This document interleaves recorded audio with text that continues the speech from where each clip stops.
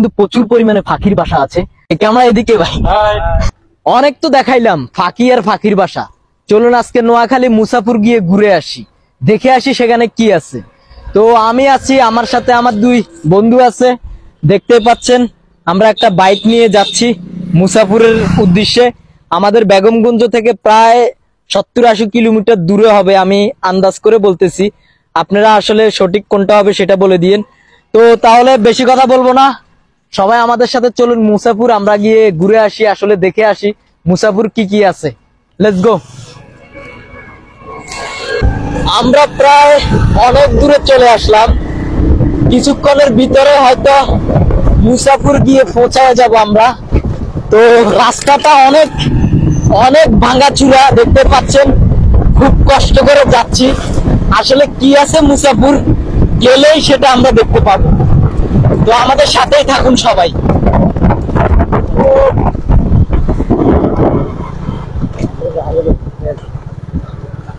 এই রাস্তাটা একবার দেখুন, কত দারুণ, মন চায় এখানেই থেকে যেতে, কিন্তু আমাদেরকে তো মুসাপুর যেতে হবে, তাই আর এখানে থামলাম না। আমরা মুসাপুরের কাছাকাছি চলে এসেছি অলরেডি। তো এখানে জায়গাটা আমার থেকে অনেক ভালো লাগছিল, তাই এখানে আমাদের গাড়িটা আমরা দাঁড় করাইছি। আর জায়গাটা আপনাদেরকে একটু দেখানোর চেষ্টা করতেছি, জায়গাটা কিন্তু অসাম। দেখুন সবাই, জায়গাটা কিন্তু পুরোপুরি অনেক দারুণ লাগছিল আমার থেকে। সবাই ওই দিক দিয়ে দাঁড়ায় ফটো টোটো নিতেছে, আর আমার দোস্ত শিয়াম এখানে দাঁড়ায় রয়েছে, দেখতে পাচ্ছেন আপনারা। আর আরেকটা দোস্ত ওইখানে হোয়াটসঅ্যাপ করতেছে ওইখান দিয়ে বসি বসি। এইখানে ভাই একটা জিনিস অনেক বেশি পাওয়া যায়, সেটা হচ্ছে গরু। ওই যে ওইদিকে দেখুন সবাই, প্রচুর কিন্তু গরু দেখা যাচ্ছে, অনেক অনেক। আমার দোস্ত শিয়াম ফটো নিতেছে এখানে, জায়গাটা অনেক দারুণ তো তাই। তো ওরা আমাকে কোনো ফটো নিয়ে দিবে না, কারণ ওরা জানে আমি কন্টেন্ট ক্রিয়েটর, আমি জাস্ট ভিডিও করব, এর বেশি কিছুই করব না। তো দেখুন সবাই, অনেক অনেক পরিমাণে মানুষ কিন্তু এইখানে ঘুরতে যাচ্ছে, ঘুরতে যাওয়ার জন্য আসতেছে। তো মোটামুটি জায়গাটা আমার থেকে মোটামুটি অনেকটাই ভালো লাগছে। কিন্তু আমার দোস্ত শিয়াম, তোমার থেকে জায়গাটা কেমন লাগছে সবাইকে বলো। আমার থেকে জায়গাটা অনেক ভালো লাগতেছে। এই জায়গাটা যেমন ফিল পাইতেছি, টাকা দিয়েও এই ফিলটা পাওয়া যাবে না। সবাই আসেন, ঘুরে যান মুসাফির, অনেক ভালো লাগবে, মনটাও শান্তি হবে, এটাই। তো আমার দোস্ত শিয়ামের থেকে অনেক ভালো লাগছে জায়গাটা, সে ওইটাই বোঝানোর চেষ্টা করতেছে, তার মনে অনেক শান্তি পাইতেছো তাই না? অবশ্যই। তোমরা যারা যারা আসতে চাও জলদি জলদি করে মুসাপুর চলে আসো। অনেকে কিন্তু আসতেছে যাকে যাকে বাইক নিয়ে।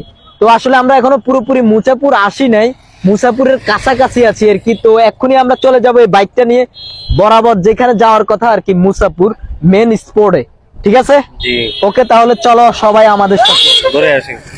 আমরা যখন মুসাপুর মেন স্পটের কাছাকাছি চলে আসি, তখন এই যে রাস্তাটাতে আমরা এসে পড়ি, এই রাস্তাটার ভিউটা কিন্তু আমার থেকে অনেক ভালো লাগছে। পাশেই নদী আর অনেকগুলা গাছগাছাড়ি, যেগুলা দেখতে কিন্তু অসাম লাগতেছিল আমার থেকে। আর সামনে আমাদের অনেক গাড়ি যাচ্ছিল মুসাপুর মেন স্পট দেখার জন্য, আমরাও তাদের পিছনে পিছনে যাচ্ছিলাম। Welcome to Musapur. অবশেষে চলে আসলাম আমরা মুসাপুর। দেখে যান সবাই মুসাপুরের ভিউটা। অনেক জার্নি করে, অনেক কষ্ট করে একটা বাইক নিয়ে আমরা তিনজন আসছি মুসাপুর ঘুরতে। মুসাপুর কি আছে দেখুন, বিশাল বড় একটা নদী, আর ওইদিকে আছে একটা বেড়িবাঁধ, যেটার উপরে অনেক অনেক মানুষ দাঁড়িয়ে দাঁড়িয়ে দৃশ্যটা দেখতেছে আর ফিল নিতেছে আর কি। জায়গাটা কত দারুণ সেটা দেখতেছে। তো আমরা এখানে দাঁড়িয়ে দাঁড়িয়ে আসলে, এদিকে আনেন, এখান থেকে দেখা যাচ্ছে জাহাজগুলো কিভাবে যাচ্ছে। মানুষ আসলে জাহাজে করেও ঘুরতেছে আর কি। আর এখানে অসংখ্য অসংখ্য মাছ পাওয়া যায়, নদীর মাছ আর কি, যেগুলোর দাম অনেক অনেক বেশি। আমি আসলে কিনতে চেয়েছিলাম কিন্তু কিনতে পারি নাই, দাম বেশির কারণে। তো আমরা মুসাপুর এই জায়গাটা, খালি এই জায়গাটা না, আরো আরো জায়গা দেখবো, আমাদের সাথেই থাকুন। লেটস গো, আমরা তাহলে অন্য আরেকটা জায়গায় যাই আবারও। মুসাপুরের এই জায়গাটা আমার থেকে অনেক ভালো লাগছে। এইখানে আসলে নদী নাই, কিন্তু এখানে আছে অনেক অনেক গাছ, ছোট ছোট, আপনারা দেখতেই পাচ্ছেন। এইখানে কিন্তু প্রচুর পরিমাণে পাখির বাসা আছে। আমি এখন বাগানের ভিতরে ঢুকে গেছি, একটু অন্ধকার এখানের ভিতরে।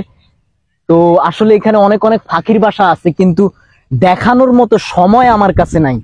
তো আমি আসলে যতটুকু পারতেছি অতটুকু আপনাদেরকে দেখাইতেছি, আপনারা দেখেন।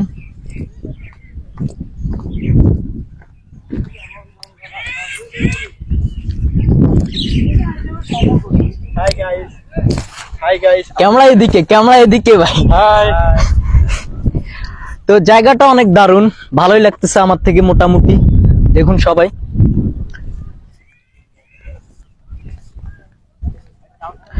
আমার দুইটা বন্ধু আছে, ওরা আমাকে ফেলে আসলে কোন দিকে চলে গেছে আমি নিজেও খুঁজে পাচ্ছি না তাদেরকে।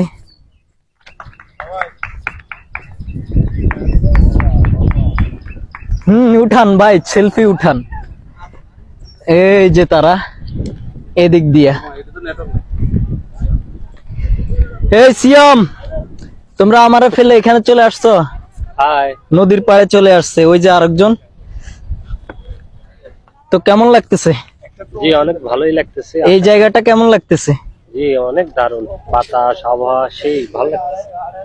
ঘোরাঘুরির মধ্যে হঠাৎ দেখলাম একটা ভাই একটা ইলিশ মাছ এখানে বিক্রি করতেছে 3000 টাকা কেজিতে। দেখেন ভাই, আমাদের সাথে আসলো আমার দোস্ত, কিন্তু একলা একলা বসে এখন খাইতে বল, একলা একলা চুরি করে কুলফি খাইতেছে। ঠিক আছে, নাও কুলফি নাও, খাওয়াইবে না ওমা, একলা একলা খাইলে হইব।